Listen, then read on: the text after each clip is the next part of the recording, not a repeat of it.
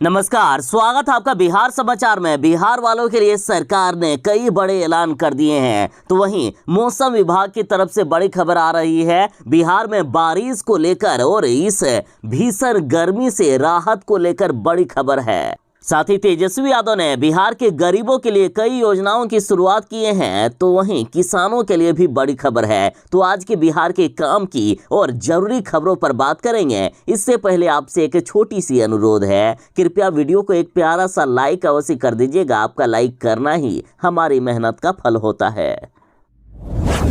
बिहार में मानसून आते ही धीमा पड़ गया है। अगले 48 घंटों के बाद ही बिहार में बारिश हो पाएगी, लेकिन अभी जो 48 घंटे बीतेगा ना, ये आराम से नहीं बीतने वाला है। अगले 48 घंटे तक बिहार में भयानक गर्मी का अलर्ट जारी कर दिया है। मौसम विभाग ने कहा है इस दौरान आसमान मानो आग उगलेगा। कई जिलों में लू की मार देखी जाएगी, लोगों में हाहाकार मचेगा। बिहार में खतरनाक गर्मी का अलर्ट जारी कर दिया गया है। अगले 48 घंटों के बाद बिहार में थोड़ी मोड़ी बारिश के संकेत बन रहे हैं, लेकिन अभी 48 घंटों में बिहार में हीट वेव का रेड अलर्ट जारी कर दिया है। रेड अलर्ट समझते हैं, मतलब सबसे भयानक वाली गर्मी। मौसम विभाग ने इस भयानक गर्मी में लोगों को सावधान किया है। बीते दिन भी बिहार में गर्मी की चपेट में और लू की चपेट में आने से 13 लोगों की मौत हो गई। अतः जरा बच के रहिएगा, खास करके दोपहर में यदि घर से नहीं निकला जाए तो ही ज्यादा बेहतर होगा।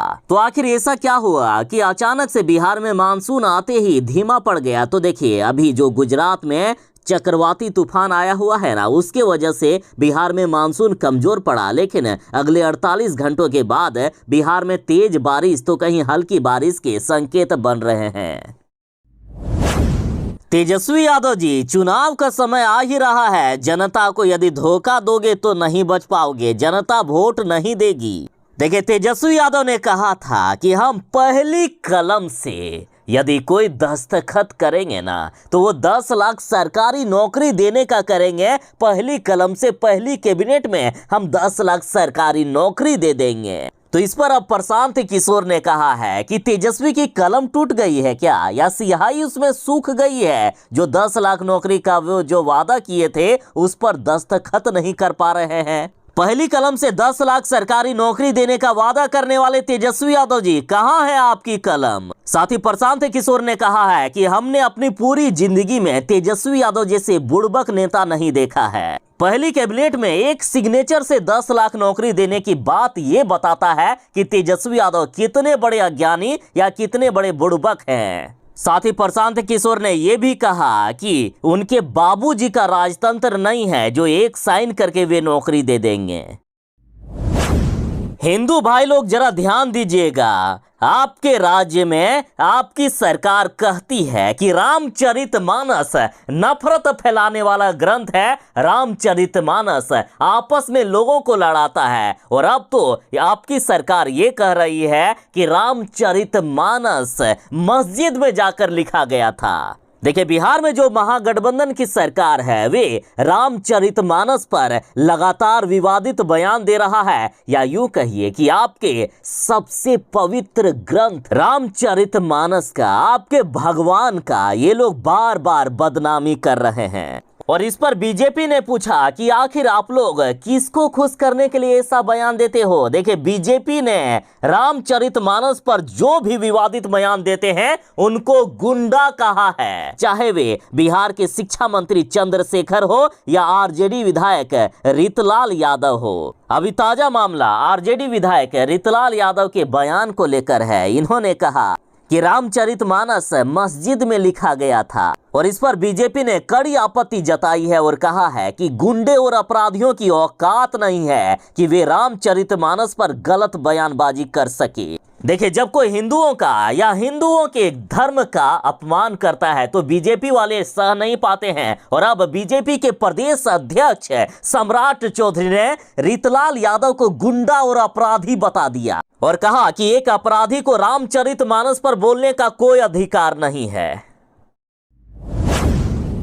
बिहार के स्नातक उत्तीर्ण बेटियों के लिए बड़ी खबर है। देखिए, कन्या उत्थान योजना को लेकर सरकार ने एक अंतिम मौका दिया है उनको, जो लोग अभी तक आवेदन नहीं किए हैं। दरअसल बिहार की वैसी छात्राएं जिन्होंने 25 अप्रैल 2018 से लेकर 31 मार्च 2021 के बीच स्नातक उत्तीर्ण किया है, उनमें से कई ऐसे लड़कियां हैं जो लोग अभी तक आवेदन नहीं किए हैं।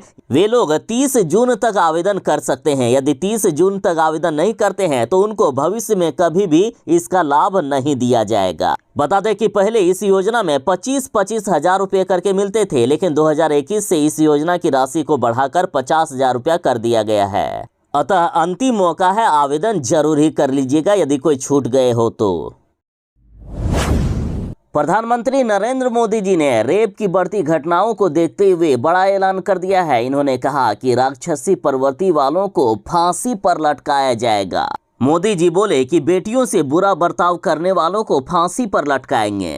जरा मोदी जी का ये बयान सुनिए।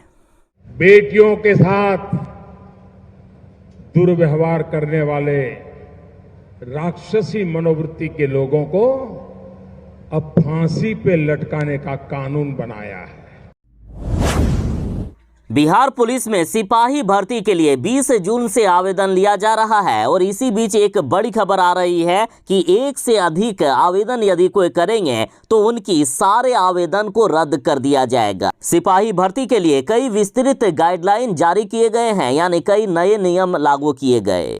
एक तो एक से ज्यादा आवेदन नहीं करना है और जो अभ्यर्थी फर्जी नाम व पते के आधार पर आवेदन पत्र भरेंगे उनको अपात्र मानते हुए उनके विरुद्ध कठोर कानूनी कार्रवाई की जाएगी। साथ ही आवेदन में गलत आरक्षण कोटी डालने वाले अभ्यर्थी की भी उम्मीदवारी रद्द कर दी जाएगी। बता दें कि बिहार पुलिस से सिपाही भर्ती में टोटल 21,391 पदों पर बहाली हो रही है। योग्यता की बात करें तो 10वीं और 12वीं पास मांगा गया है। आयु सीमा 18 साल से लेकर 25 साल रखा गया है।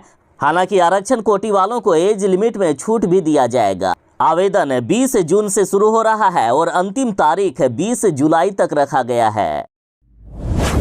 जीतनराम मांझी को मुख्यमंत्री नीतीश कुमार जी ने कहा कि अपनी पार्टी का मेरे पार्टी में विलय कर दो और ऐसा नहीं करते हो तो फिर बाहर निकल जाओ, आपको यहाँ रहने की कोई जरूरत नहीं है। और यदि नीतीश कुमार जीतनराम मांझी जैसे ईमानदार व्यक्ति पर यदि इस तरह के बयान दे सकते हैं, इनको इस तरह धमका कर इनकी पार्टी का विलय करवाना चाहते हैं, तो और भी तो छोटी छोटी पार्टियां हैं महागठबंधन सरकार में, उन लोगों को भी तो कल दिन नीतीश कुमार जी इसी तरह की बात कह सकते हैं ना। और नीतीश कुमार के इसी रवैये के कारण महागठबंधन के जितने भी छोटे दल हैं सभी नाराज हैं और कहा जा रहा है कि महागठबंधन में अब और भी घमासान मचेगा, महागठबंधन टूटकर बिखर जाएगा। मांझी प्रकरण से माले नाखुश है। अब दीपंकर भट्टाचार्य बोले हैं कि विलय का दावा बनाना बिल्कुल गलत था। नीतीश कुमार जी, मांझी को हमसे बात करनी चाहिए थी। आखिर कोई दादागिरी है क्या? कैसे नीतीश कुमार जी किसी पार्टी को ये कह देंगे कि अपनी पार्टी को हमारे में विलय कर लो या यहाँ से बाहर निकल जाओ? और छोटी छोटी पार्टियों का अस्तित्व बना रहे, इसके लिए शुरू से ही कोऑर्डिनेशन कमेटी बनाने की मांग की जा रही है। जीतनराम मांझी ने भी कई बार इस बात की मांग की है और अब दीपंकर भट्टाचार्य ने कहा कि महागठबंधन की सरकार बने 10 महीने बीत जाने के बाद भी कोई भी कोऑर्डिनेशन कमेटी नहीं बनाई गई है, जो बिल्कुल गलत बात है। चाहे कुछ भी हो जाए, नीतीश कुमार जी मुख्यमंत्री की कुर्सी नहीं छोड़ने वाले हैं। और जैसा कि राजद वाले ये कह रहे हैं कि मुख्यमंत्री के साथ हमारी ये डील हुई है कि तेजस्वी यादव को जल्द ही मुख्यमंत्री बनाना होगा, तो इस पर जीतनराम मांझी ने कहा कि यदि ऐसी नौबत आएगी तो नीतीश कुमार एनडीए में चले जाएंगे, लेकिन तेजस्वी यादव को किसी भी कीमत पर मुख्यमंत्री की कुर्सी नहीं देंगे। जीतनराम मांझी ने कहा कि तेजस्वी यादव को फुसलाकर नीतीश कुमार जी रखे हुए हैं। नीतीश कुमार जी तेजस्वी यादव को सिर्फ लॉलीपॉप दिए हुए हैं। मेरा दावा है कि नीतीश किसी भी हाल में तेजस्वी को मुख्यमंत्री की कुर्सी नहीं सौंपेंगे। और अभी नीतीश कुमार जी बीजेपी पर कई आरोप लगा रहे हैं, तो इस पर भी जीतनराम मांझी ने कहा कि नीतीश आखिर कौन से मुंह से बोलते हैं कि भाजपा खराब पार्टी है? नीतीश कुमार ने क्या भाजपा के साथ मिलकर सरकार नहीं चलाई? जीतनराम मांझी ने कहा कि अब वो समय दूर नहीं, नीतीश कुमार फिर से जल्द ही पलटी मारेंगे और एनडीए के साथ जाएंगे, देख लीजिएगा आप लोग।